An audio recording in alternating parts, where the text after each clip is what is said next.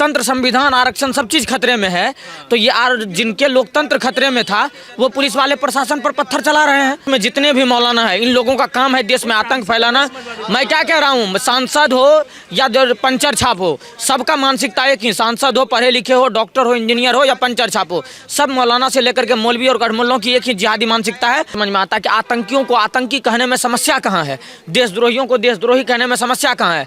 जो कभी कश्मीर को भारत से अलग करने की बात करता था उमर खालिद, जो नॉर्थ ईस्ट को भारत से अलग करने की बात करता था शरजील इमाम, इन लोगों को भारत से अगर भारत के जेल में डाला गया और देशद्रोह का मुकदमा लगाया गया, नेशनल सिक्योरिटी एक्ट लगाया गया, NSA लगाया गया, तो इसमें किसको पेट में दर्द हो रहा है? आपको आप बताइए ना।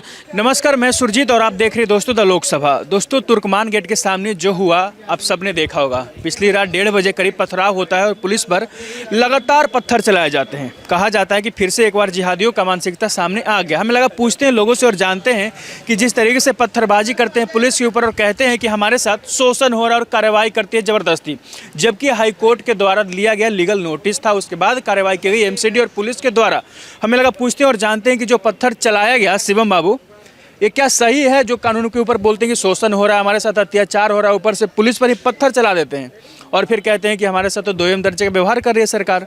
देखिए पत्रकार महोदय, आपको लगातार दिख रहा होगा कि ये वर्ग हैं जो विधानसभा से लेकर लोकसभा का जब चुनाव होता है या तमाम तरह के मौलवी मौलाना जो टीवी पे बैठते हैं, तो ये कहते हैं कि देश में माइनॉरिटी खतरे में है, देश में मुसलमानों को दाढ़ी और टोपी देख के पीटा जाता है, मुसलमानों पर अत्याचार हो रहा है और लोकतंत्र, संविधान, आरक्षण सब चीज़ खतरे में है। तो ये जिनके लोकतंत्र खतरे में था वो पुलिस वाले प्रशासन पर पत्थर चला रहे हैं।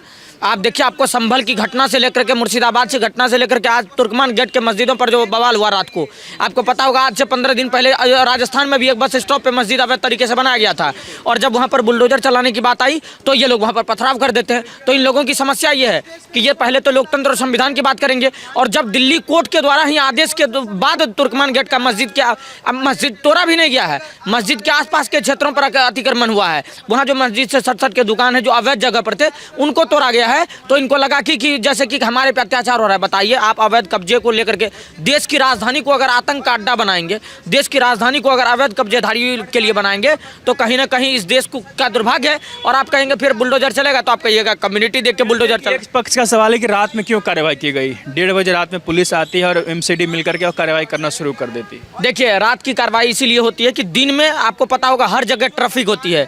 दिल्ली में क्राउड बहुत है, छोटा सा स्पेस है और पॉपुलेशन ज़्यादा है, ऊपर से दिल्ली में चारों तरफ जाम लग जाए, इसकी वजह से रात में काम होता है, रात में कार्रवाई होती है। दूसरी बात यह, रात में कार्रवाई होने का एक और रीजन है कि सबको पता है, देश में प्रशासन से लेकर कानून तक सबको पता है कि ये लोग आसानी से कुछ भी करने नहीं देते हैं। तो हम तो अपने सुयोजित तरीके से निर्धारित समय पर ही वहाँ पर जाकर के काम करें। ये नहीं कि रात को जब गए, इनको पता था अगर दिन को होता तो ये लोग फिर दूर दूर से एक्सपोर्ट करके, आपको पता होगा नूह मेवात बगल में ही है, फरीदाबाद बगल में ही है, चारों तरफ से लोगों को बुलवा करके वहाँ पथराव करते और जो करा भी है। 10 लोगों को हिरासत में लिया है। दिल्ली पुलिस का पूरा सपोर्ट है, दिल्ली पुलिस के लिए रिस्पेक्ट है जो दिल्ली से अवैध कब्जा। आज से दिन पहले इस तरीके से कार्रवाई हो रही है, MCD की और पुलिस के द्वारा कार्रवाई की गई। कुछ लोग बोलते हैं कि इसमें सरकार की मिली भगत होती है, कुछ लोग बोलते हैं कि जानबूझ के ऐसे कार्रवाई की जाती है जहां मुस्लिमों का होता है बोलबाला या ज़मीन होती है या जगह होता है तब कार्रवाई होती है। देखिए, इसमें सरकार का क्या रोल है? आसपास के लोग गए कोर्ट, आसपास के लोगों ने को थाने में आवेदन दिया, आसपास के लोग गए कि यहाँ अवैध तरीके से यहाँ ट्रैफिक लग रही है, यहाँ पर जाम हो रहा है, यहाँ बदबू दे रहा है, यहाँ नाला अवैध बह रहा है, अवैध जो प्रॉपर्टी पर कब्जा है। देश की राजधानी को अगर अवैध कब्जाधारी बनाएंगे, आप देखिए इससे पहले दिल्ली से बिहार और यूपी और बंगाल के लोगों को भी हटाया जा रहा था, तब किसी ने विरोध करा क्या? नहीं करा ना। जब लोगों के मजदूरों के घर को तोड़ा गया तब हम लोगों ने विरोध को नहीं करा, उस टाइम भी हम लोगों ने समर्थन दिया। क्यों? क्योंकि सही काम हो रहा था। किसी भी देश की राजधानी को अगर अवैध झुग्गियों का अड्डा बनाया जाएगा तो फिर देश का विकास तो हो गया। फिर 2047 में जो विकसित भारत का संकल्प लिया गया भारत देश के प्रधानमंत्री और देश की जनता के द्वारा, वो तो पूरा होते होते रह जाएगा। तो पत्थरबाजी में समाजवादी पार्टी के सांसद का भी नाम आ रहा है सामने। आपने शायद न्यूज़ पढ़ा होगा, देखा होगा, मोबिल्ला नदवी करके उनका नाम है, जो कि उनकी एक लोकेशन आ रही है नदवी, हाँ शायद रामपुर से वो सांसद है, उनकी लोकेशन उसी जगह पर आ रही है और कहा जा रहा है कि वो भीड़ जुटा रहे थे, लोगों को बहका रहे थे और कह रहे थे कि चलाओ पत्थर इस तरीके से। देखिए, देश में जितने भी मौलाना है, इन लोगों का काम है देश में आतंक फैलाना। मैं क्या कह रहा हूँ, सांसद हो या पंचर छाप हो, सबका मानसिकता एक ही, सांसद हो, पढ़े लिखे हो, डॉक्टर हो, इंजीनियर हो या पंचर छाप हो, सब मौलाना से लेकर के मौलवी और गढ़मुल्लों की एक ही जिहादी मानसिकता है कि जहाँ पर हमारे मस्जिदों पर आक्रमण हो वहाँ पर जाएं, चाहे वो अवैध हो या वैध हो। लेकिन आप देखिए, संभल वाले में भी पकड़ाया था कि नहीं पकड़ाया था, अतीकुर रहमान पकड़ाया था कि नहीं पकड़ाया था। और आज देखिए, आज यहाँ पर जो तुर्कमान गेट पर हुआ हादसा, उसमें भी मौलाना का लिंक आ रहा है। नूह मेवात में जब होता है तो उसमें भी मौलाना का लिंक होता है।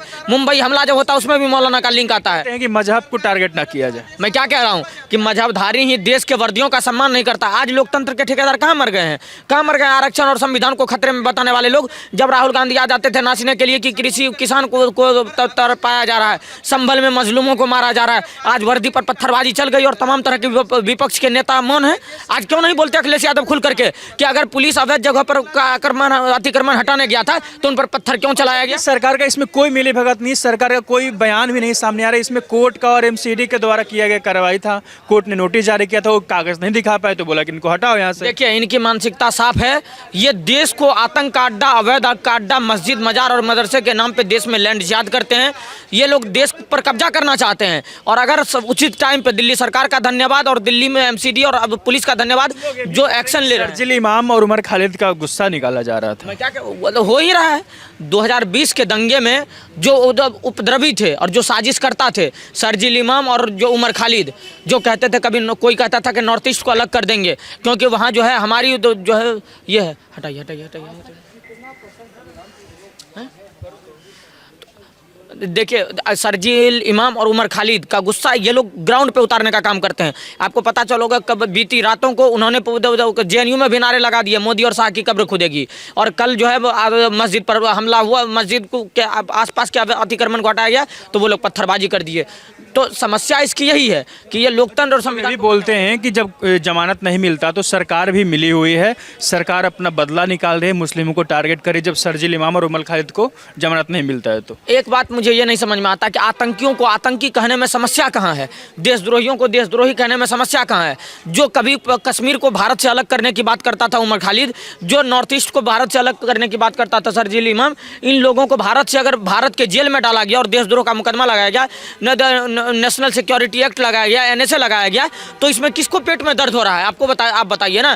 क्या इस देश में आपको पता होगा, मुंबई हमले में जो नहीं थी साध्वी प्रज्ञा, उनको भी जेल के अंदर डाला गया था, जिनको अब बाहर निकाला गया था और भगवा आतंकवाद शब्द को ट्रेंड कराया गया। लेकिन आज अगर उचित लोगों पर कार्रवाई हो रही है, उमर खालिद और शर्जील इमाम को अंदर डाल करके काम कराया जा रहा है, तो इन लोगों को पेट में दर्द हो रहा है। तो इन लोगों की मानसिकता यही कि लोकतंत्र और संविधान को इनसे खतरा है, इसीलिए लोकतंत्र और संविधान जो काम कर रहा है देश के अंदर, ये उचित कार्य है। बाद भी कोई बोलेगा कि हमारे साथ शोषण हो रहा है, अत्याचार हो रहा है, भेदभाव हो रहा है, हमारे दाढ़ी और टोपी देख के हमको जलील किया जा रहा है, बेइज्जत किया जा रहा है, जब ये सब पत्थरबाजी करते हैं उसके बाद भी कोई बोलेगा? देखिए, अगर कोई दाढ़ी और टोपी पहन करके पत्थरबाजी करने आएगा तो उसका दाढ़ी टोपी नोच के तो मारा जाएगा ही जाएगा। अगर कोई उठक बैठक करके सीधा आएगा पत्थरबाजी करने के लिए तो उसका देखा जाएगा। अगर कोई प्रतिमा को खंडित करेगा दाढ़ी टोपी वाला तो एक्शन तो दाढ़ी टोपी वाले पे ही होगा। अगर कोई रामगोपाल मिश्रा को मारेगा दाढ़ी टोपी वाला तो एक्शन तो उसी पे होगा।